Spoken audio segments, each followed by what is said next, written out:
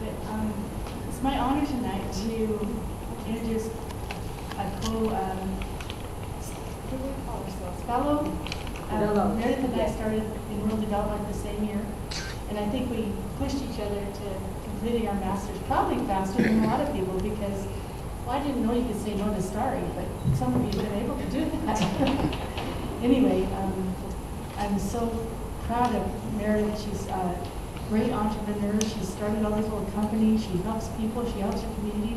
She started a investment company with all of her relatives, which in itself is a big feat. And she continues to push her little classes. And I didn't realize until tonight, my husband told me the whole story about James Meredith. I didn't know that much about it, and my husband had to tell me. So I'm so honored that I get to introduce her and learn about this great book and this great uncle that she has. Thank you.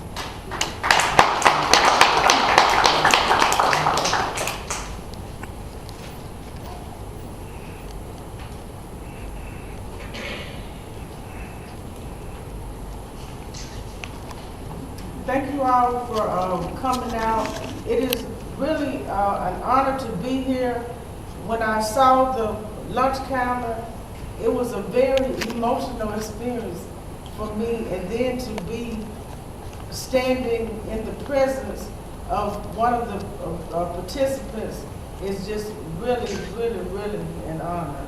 Thank you so much for your contribution to America.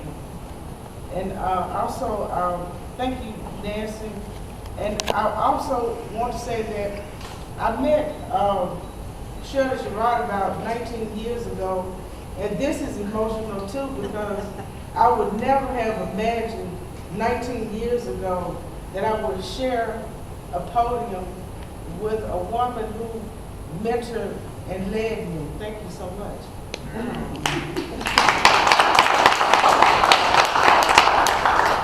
I have written this biography on my uncle, and the title of it is James Meredith, Warrior and the America That Created Him.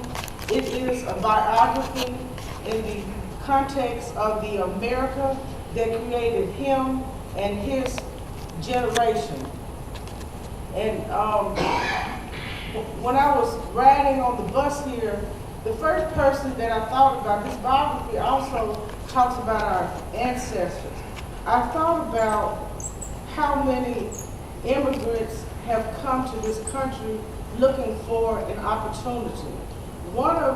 Several of my ancestors came to this country via the Carolinas. One of them came on a boat from Scottish Ireland, and he actually did obtain an opportunity. He became a planter. And as you know, in that era, planters were at the top of the economic ladder in American society.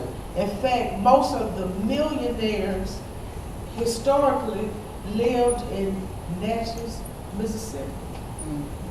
But on the other hand, our ancestors were also the victims of white supremacy, as well as the creators of white supremacy. And I think of my great-grandmother, Caroline. She was owned by a planter, Josiah Patterson, in Abbeville, South Carolina. She had a couple of children here, and then she had some children in Alabama, and finally she was owned by a different planter, and they moved to Atala County. And the person that owned her last, Duncan T. Patterson, actually founded the community where my grandmother and great-grandparents were born. It's called the Center Community. And when I go to the grave site and I see the black grave site, and I think of the white grave site, and I think of how our lives were impacted by all of this. And then on my grandfather's side, well, actually my mother's side, there are two women at the top of our ancestors who were Choctaw women. One of them married a Canadian slave trader. His name was Edward Meredith. And in 1830, the Treaty of Dancing Rabbit Creek required our family to leave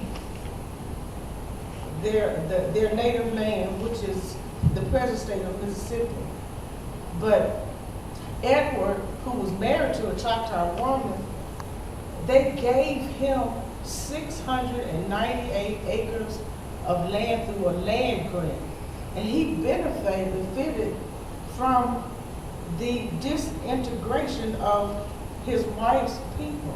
Well, his son, Ned Meredith, became a sharecropper. When he first got married, I bought his marriage license, and he got married in Philadelphia, Mississippi in 1877. And this is proof that of the Choctaw ancestry, because his marriage license, Ned Meredith to Ella Franklin, they both classified themselves as white, but they were not white. The treaty terms allowed them to do this, and I asked the Choctaw, I said, well, why would they do that? I know that the treaty allowed them. Why would they say that they were white and they weren't? And he said that to him, because Choctaw was stripped of everything, it was the lowest of the lowest to be Choctaw. So they just said in their classification that they were white. And it was a terrible life, because Ned Meredith, he signed an X, of course, and then he married his second wife, which is my mother and James Meredith's grandmother. She is the person that brings literacy to our family. Her father was a lawyer, and he educated her. She was born at the end of the Civil War. He was a colonel in the Civil War, helped write the 1890 Constitution, which disenfranchised his daughter's people.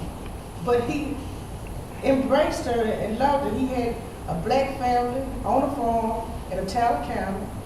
He had his white family in Canton, where he was a lawyer, and he became a Supreme Court justice in the state of Mississippi. And last week, I saw my grandmother and my great-grandmother and my grandfather's name on his ancestry page.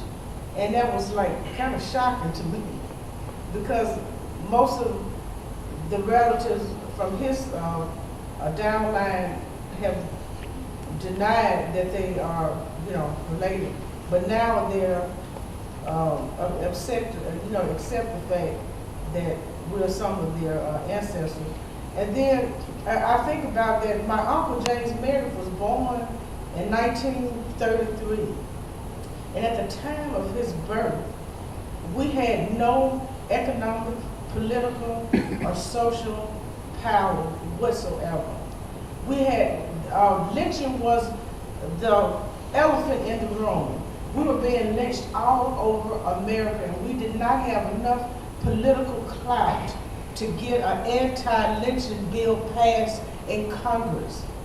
Well, the interesting thing about that is that Ned Meredith's son, Moses Meredith, who was James Meredith's father and my grandfather, he registered to vote in, I think, 1923. His father-in-law was a registered voter. And my great uncle, which was my grandmother's older sister, husband, was a registered voter. Well, this was a Talbot County. They were registered to vote, but only 5% of the population in our state were registered voters at that time. And of course, there were not enough black registered voters for us to get anybody elected to office. And then when I